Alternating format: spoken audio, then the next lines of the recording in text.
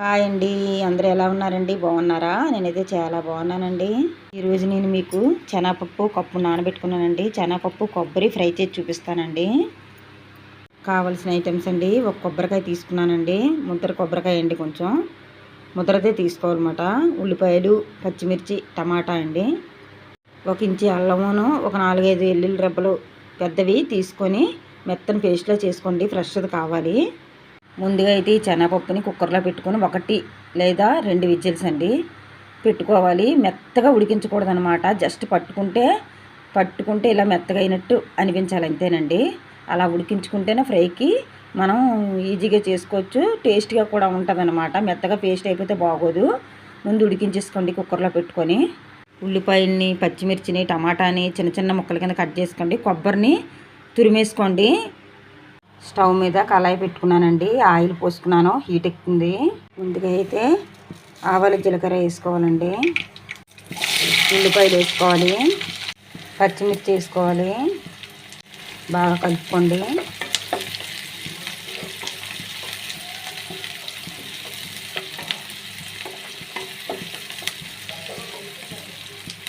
కొంచెం పసుపు వేసుకోండి, కలుపుకోండి.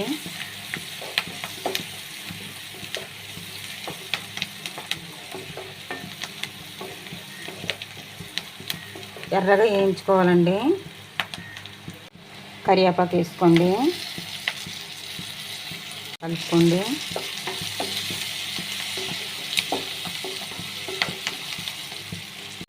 ఫ్రెష్గా దంచుకున్న అల్లం వెల్లిపాయ పేస్ట్ వేసుకోండి, కలుపుకోండి.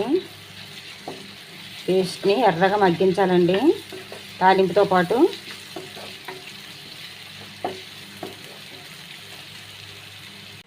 బాగా వేగిందండి తాలింపులో అల్లం వెల్లిపాయ పేస్ట్ కూడా. ఇప్పుడైతే టమాటాలు వేసుకోవాలండి, కలుపుకోండి.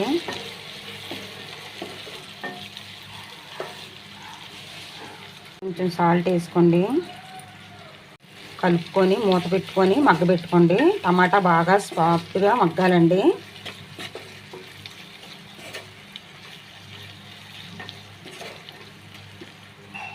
చూద్దామండి. బాగా మగ్గిపోయిందండి సాఫ్ట్గా టమాటా. ఇప్పుడైతే కారం వేసుకుందాం. కొంచెం కారం వేసుకోండి, మీ కారానికి తగ్గట్టుగా వేసుకోండి. మీరు వేసుకుందాము.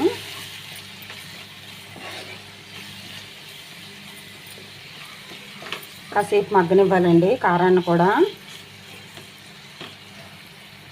కారం కూడా బాగా మగ్గిందండి. ఇప్పుడైతే కొబ్బరి వేసుకుందాం. తురుముకున్న కొబ్బరిని కలుపుకోండి. కలుపుకొని కాసేపు కొబ్బరి కూడా బాగా వేగాలండి.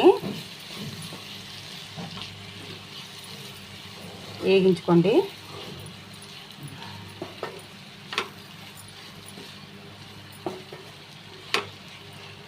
పచ్చి వాసన లేకుండా కొంచెం బాగా వేగితే బాగుంటుందండి.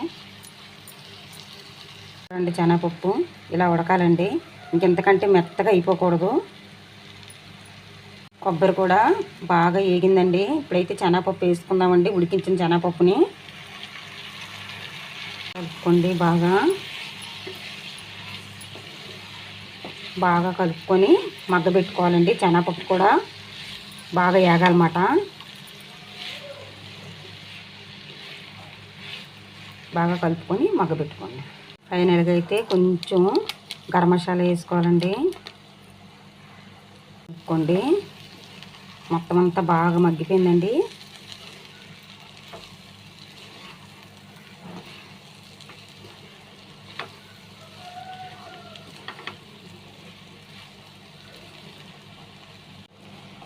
కొంచెం కొత్తిమీర వేసుకోండి. కూర అయితే కంప్లీట్ అయిపోయిందండి. నేను చెప్పిన టిప్స్తో నేను ఎలా చేశానో మీరు అలా చేయండి. శనగపప్పు కొబ్బరి కూర ఫ్రై అయితే చాలా టేస్ట్గా, చాలా కమ్మగా ఉంటుందండి. చపాతీలోకైనా, రైస్లోకైనా సూపర్ అండి. ఇంకా చాలా బాగుంటుంది అన్నమాట. నా ఛానల్ అయితే కొత్త ఛానల్ అండి. మా లాంటి వాళ్ళకి సపోర్ట్ ఇచ్చి మీరు ముందుకు తీసుకెళ్తా ఉంటే మంచి మంచి వీడియోస్ అన్నీ పెట్టగలుగుతామండి. ప్లీజ్ అండి నా కొత్త ఛానల్ లైక్ చేయండి, షేర్ చేయండి, సబ్స్క్రైబ్ చేయండి please. Thank you so much అండి.